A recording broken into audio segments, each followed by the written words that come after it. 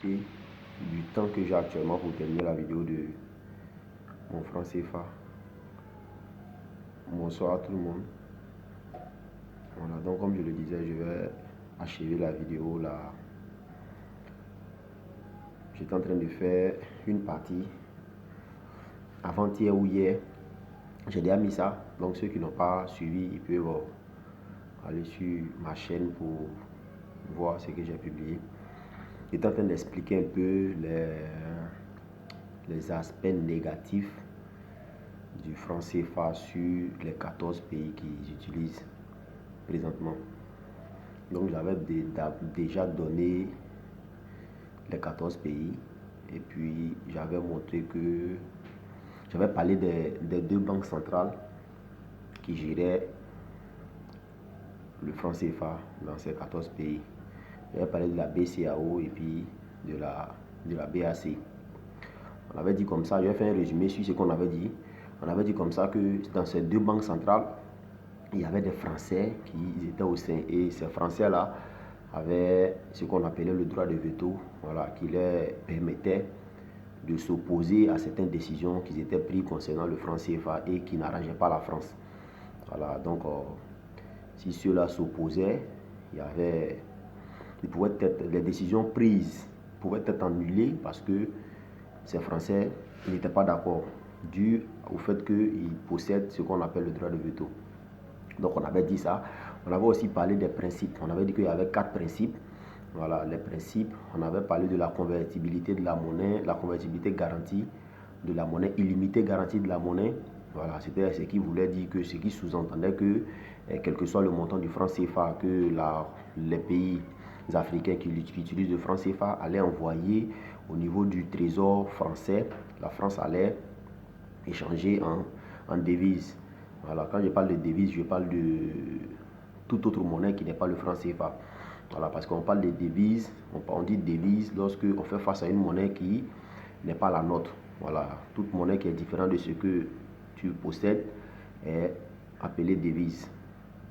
Donc on avait dit comme ça que quel que soit le montant envoyé au niveau du trésor public, au niveau de la Banque de France, la France devait être en mesure de changer. J'avais expliqué pour montrer que ça, c'était pas totalement vrai parce que la France ne produisait pas elle-même ses billets d'euros.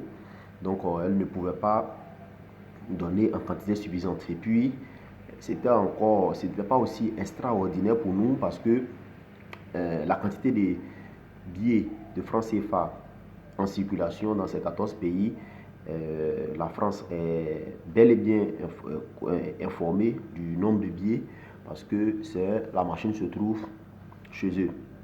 On avait parlé de ça. Et donc on avait vu la fixité des parités. La fixité des parités qui était le fait que le coût entre le franc CFA et l'euro était fixe. Ce qui n'arrangeait pas parce que j'ai dit comme ça que nous étions dans un marché d'échange. On a besoin de jouer sur les prix pour pouvoir souvent remédier à certains problèmes. Et donc cela nous est interdit parce que le coût est fixe. Donc ce qui ne nous arrangeait pas, c'est juste fait pour arranger la France. Donc on a parlé de ça. On avait aussi parlé de la centralisation des réserves. La centralisation des réserves, c'est quoi? Bon, j'ai la vidéo de avant-hier, celle que j'ai lancée avant-hier ou hier, et j'ai été arrêté à ce niveau. Donc je vais terminer. La centralisation des réserves, c'est dû au fait qu'il y a un pourcentage que ces 14 pays doivent donner à la France. Voilà. Chaque fois qu'ils vont organiser, chaque fois qu'ils vont réaliser des ventes à l'extérieur, c'est-à-dire, je explique, si parmi les 14 pays qui utilisent le franc CFA actuellement en Afrique, dont on a cité les noms dans la vidéo précédente, ces 14 pays, chaque fois qu'ils vont réaliser des sorties, c'est-à-dire il y aura des exportations, et que ça va faire rentrer de l'argent, c'est-à-dire des devises, parce que les pays à l'extérieur, quand il y a exportation, les pays donnent l'argent qui n'est pas l'argent du pays. Donc on appelle ça devises. Chaque fois qu'il y a des devises, normalement, ces devises doivent être converties en francs CFA. Sachant bien que la machine qui fait sortir les billets de francs CFA n'est pas en Côte d'Ivoire, donc il y a nécessité de faire partir ces billets, ou ça, au niveau de la Banque de France.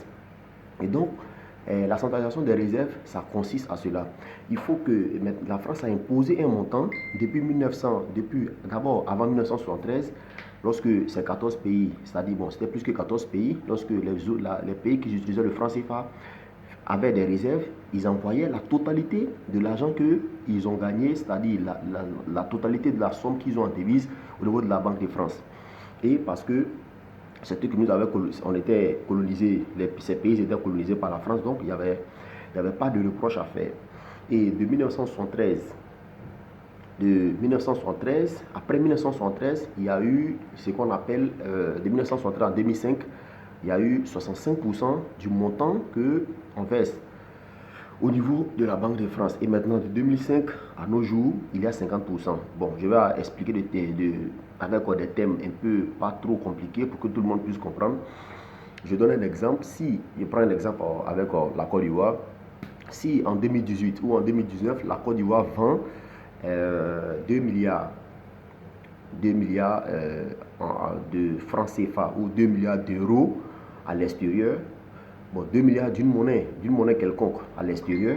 Donc la Côte d'Ivoire prend ces 2 milliards que la Côte d'Ivoire a vendus. Je vais expliquer pour de sorte que tout le monde puisse comprendre. Dans ces 2 milliards, la Côte d'Ivoire prend ces 2 milliards qu'il doit convertir en francs CFA parce que l'argent qu'il a reçu n'est pas en francs CFA. Et donc s'il prend qu'il envoie au niveau de la Banque de France, je vais vous dire combien est-ce que la Côte d'Ivoire va recevoir. Quand la Côte d'Ivoire prend les 2 milliards et que la France convertit, ça fait 2 milliards de francs CFA, la France prend 1 milliard et 1 milliard est pour la Côte d'Ivoire. Et vous savez pourquoi la France prend ces 1 milliard? La France prend ces 1 milliard parce que c'est la France qui possède notre machine, parce que c'est la France. À vrai dire, il n'y a pas d'explication concrète à ce sujet. Il n'y a rien qu'il ne puisse nous dire pour nous convaincre à dire que oui, c'est ce qui justifie la moitié de nos réserves qu'ils prennent. Et c'est ainsi dans tous les autres pays. C'est ça la centralisation des réserves. C'est ça, c'est ce qu'on appelle la centralisation. Et dans ces principes encore, il y a la légalisation des capitaux, des fuites des capitaux. C'est-à-dire, si tu es dans l'un des 14 pays qui utilisent le franc CFA, tu as la possibilité de prendre ton capital, de prendre tout ce que tu possèdes comme richesse dans ces pays et d'aller t'installer en France. Ce qui n'est pas normal. Parce qu'une fois arrivé là-bas, tu convertis ta monnaie en quoi? En euros, en la monnaie qui est utilisée là-bas. Donc c'est comme tu es en train de prendre la richesse du pays et aller t'installer dans autre pays, ce qui est interdit en économie. Qui n'est pas normal. Parce que imaginez-vous un instant que on prend le top 20 les plus riches, c'est-à-dire d'un pays quelconque. Je prends l'exemple toujours sur la Côte d'Ivoire. Le top 20 riches de la Côte d'Ivoire qui possèdent d'énormes fortunes, c'est-à-dire d'énormes richesses, et qui décident de prendre leurs richesses pour aller s'installer dans un autre pays. Bon, peut-être que d'autres ne vont pas voir la gravité de la chose, mais c'est pour vous dire qu'il y a le montant qu'ils possèdent va faire quoi? Va diminuer dans le budget, c'est-à-dire il va diminuer les billets, parce qu'une fois qu'ils vont partir de l'autre côté d'un autre pays, le fonds, le capital qu'ils possèdent va être converti en autre billet, c'est-à-dire en autre devise. Donc, ce qui n'est pas normal. Donc, dans ces principes, il y a la légalisation des fuites de capitaux.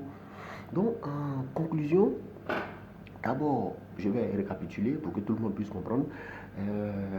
Les deux banques centrales fonctionnent de telle sorte que ce ne sont pas les 14 pays qui ont les derniers mots. Ce sont des Français qui, étant donné que ces Français possèdent les droits de veto, ils influencent sur les décisions qui sont prises là-bas. Et par la suite de cela, il y a chaque fois que les Africains qui possèdent le franc CFA font des ventes, ils donnent une partie, la moitié de ce qu'ils vendent à la France, ce qui n'est pas normal. Moi, je considère ça comme une association. Je donne encore un exemple encore pour que tout le monde puisse comprendre. Je prends deux individus, c'est-à-dire X et Y. Deux individus, X et Y. Voici ces deux messieurs. Bon, je peux prendre des noms, je peux prendre bon, X et Y, ça va. Je peux prendre deux personnes qui ont un revenu mensuel de 1000 euros par mois. Voilà que X, 1000 euros par mois, Y, 1000 euros par mois. Et donc, chaque fin de mois, chacun fait son retrait de ses 1000 euros et paye son loyer et se nourrit. Et dans un mois, arrivé à un moment donné, voilà l'individu X qui dit non, moi je vais rentrer dans une association. Et après avoir adhéré à l'association, voilà ce qui se passe. L'association lui soutient chaque mois 500 000 euros. Et donc, lui, il va se retrouver avec quoi? Avec 500 000 euros, avec 500 euros. Non, l'association lui soutient 500 euros chaque mois.